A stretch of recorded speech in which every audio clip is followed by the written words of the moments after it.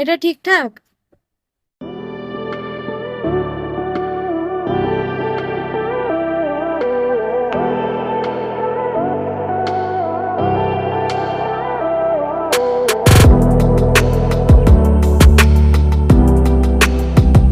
বিক্রি করার মতন হয়ে গেছে। এটা তো বিক্রি করার মতন হয়ে গেছে। হয়ে গেছে। এই মিনিকে নমস্কার, নতুন আরেকটি ভিডিওতে সবাইকে স্বাগত জানাই। অলরেডি আমরা বাইক বের করে নিয়েছি, তার মানে আমরা কোথাও বেরোচ্ছি। আমরা যাচ্ছি কৃষ্ণনগরে, বেশ কিছু কাজ রয়েছে। একটি নার্সারিতে, একটি কাকুর বাড়িতেও যাব, তারপরে বাইকের কিছু কাজ করানো আছে, হালকা পাতলা কিছু শপিংও করার আছে। কৃষ্ণনগরে বেশ কিছু কাজ সেরে তারপর আবার বাড়ি আসবো। গ্লাভসটা পরবো, হেলমেট পরবো, বাস ভ্যানিশ। গাড়ি স্টার্ট দিয়ে এইভাবে রাখলে পরে ওয়ার্ম আপ করতে হয়। এরকম ওয়ার্ম আপ করলে তোমার গাড়িতে ইঞ্জিন ভালো থাকে। নাহলে ফট করে অনেকে কি করে, গাড়ি স্টার্ট করেই ফুল পিকআপে দিয়ে যায়, সেটা করা উচিত না। বিশেষত একটু বড় গাড়িতে বলতে আপার সিসি গাড়িগুলোতে 300 সিসি বা তার থেকে বড়, ওয়ার্ম আপ না করে গাড়ি চালানো ঠিক না। বিশেষত শীতকাল আসছে, শীতকালে তো অবশ্যই ওয়ার্ম আপ করা উচিত, সেটা বড় গাড়ি হোক বা ছোটো গাড়ি হোক। কারণ সেদিনকে আমাদের স্টার্টিং এর সমস্যা হচ্ছিল, তাই না? আমরা গেছিলাম তেল ভরতে, জাস্ট দুদিন তার আগে গাড়ি বের করা হয়নি, আর তেলটা ভরে যেই চাবি ঘোরাচ্ছি আর স্টার্ট নিচ্ছে না, মানে অনই হচ্ছে না গাড়ি। তারপরে একটু ওয়ার্ম হলো, স্টার্ট নিয়ে দেন আমরা তো ভয় পেয়ে গেছিলাম যে কি হলো গাড়িটা আবার।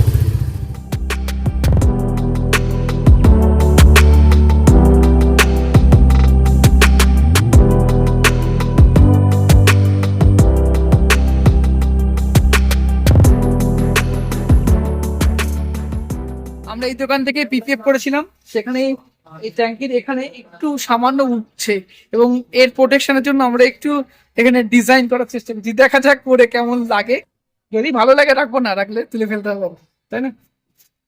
চলো তাহলে কাজ সম্পূর্ণ হোক, দেখাচ্ছি তোমাদের কিভাবে করছি, আর সম্পূর্ণ হলে দেখাবো।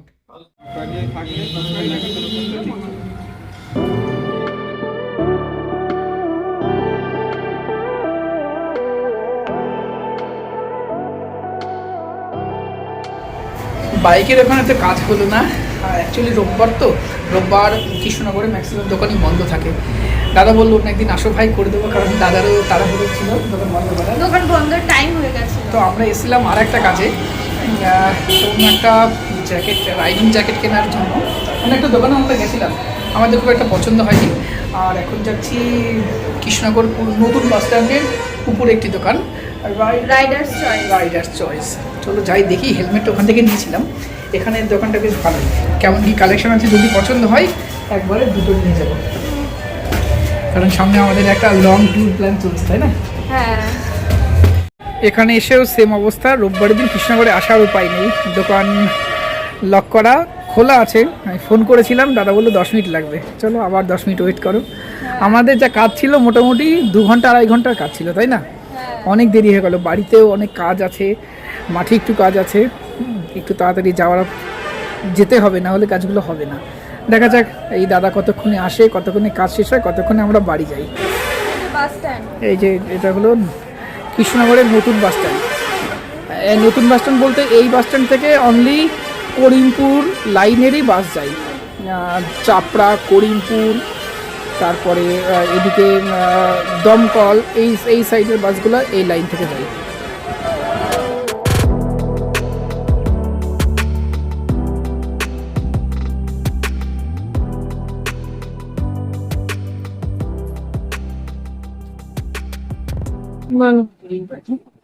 এই একটা মোটামুটি পছন্দ হলো, আরো তো একটা কালার দেখাতে পারলাম, তখন রেড কালার আমার একটু অপছন্দ, এটাই কিনবে। ডাক্তার অন্য কিছু পছন্দ হয় কিনা, না হলে নিতে হবে বলতে।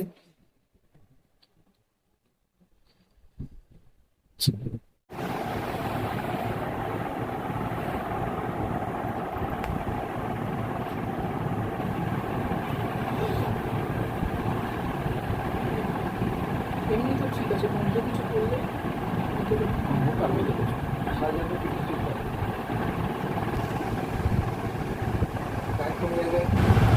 এটা ঠিকঠাক।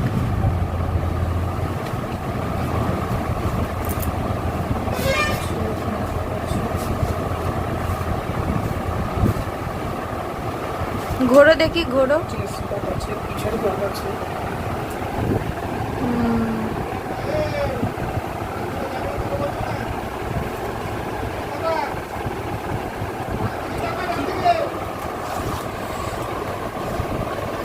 আমাদের ফাইনাল হয়ে গেছে। রিমি যেটা পরে আছে ওটা নিয়েছে, আর আমারটা এই যে প্যাক করা। আর প্যান্ট আমরা নিলাম না, নি গার্ডটা নিলাম। এই যে কেমন লাগছে এটা? আর এখানে কালেকশন সত্যি খুব ভালো। কৃষ্ণনগরের নতুন বাস স্ট্যান্ডের ঠিক উপরে দোকানটা রাইডার চয়েস।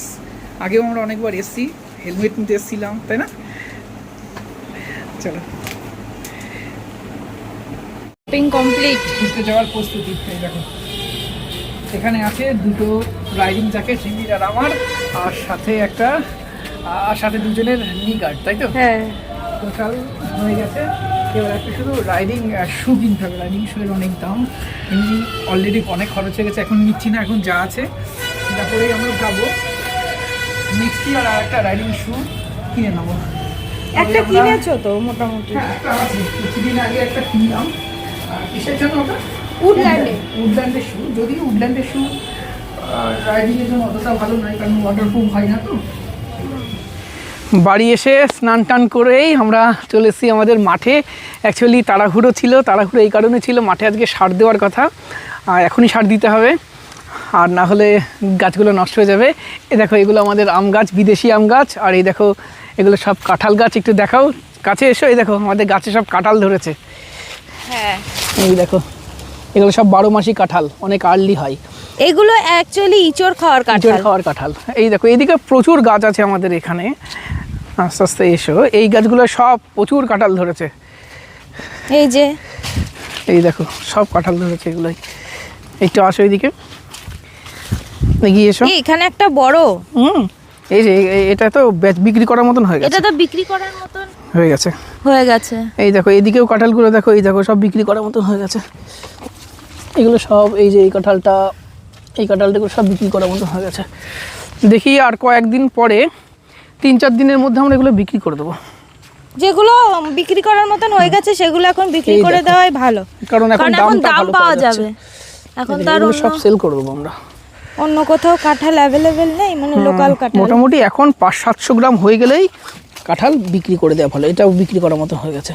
এই দেখো। তো যাই হোক, এরপরে আমাদের লেবু বাগানে যাব, সেটাও তোমাদের দেখাচ্ছি। আর আমরা অ্যাকচুয়ালি এখন এসেছি গাছে একটু ওষুধ দেওয়ার জন্য, সার দেওয়ার জন্য। আর রিমিকে নিয়ে এসেছি অ্যাকচুয়ালি আরও ভিডিও শ্যুট করব, সেই কারণে আমাদের রংধনু গার্ডেন চ্যানেলে আমরা ভিডিও শ্যুট করার জন্য এসেছি। তাছাড়াও রিমি মাঝে মধ্যে আমার সাথে আসে ঘুরতে মাঠে আসাই হয়। লেবু বাগানে এসে প্রথমে আমরা ভিডিও শ্যুট করে নিয়েছি, আমাদের ভিডিও শ্যুট করা কমপ্লিট হয়ে গেছে। এবার ভিডিওতে তো একটা গাছে দেখানো হয়েছে কিভাবে সার দিতে হবে, কি করতে হবে। আর এখন প্রায় বাজে কটা বাজে গো? এখন 5টা। তো এখন 5টা বাজে। এই তো গাছে এখন ওষুধ দিতে হবে। ওই দিকে আরও আছে, ওই দিকটাতে। আর এই যে কই গেলে, এই যে সার দিতে হচ্ছে এখন। আর সব তো আর ভিডিওতে দেখানো যায় না, যেটা হয়তো একটা ভিডিওতে আমরা দেখাই যে কী সার দিচ্ছি, কীভাবে দিচ্ছি, বাকি সব গাছে ঠিক সেইভাবেই সার দিতে হয়। আমরা রাসায়নিক সার দিচ্ছি এখন। হ্যাঁ, আর বাবাও আছে, বাবা ওই দিকটাতে দিচ্ছে। একার পক্ষে তো এইটুকু টাইমের মধ্যে দেওয়া সম্ভব না।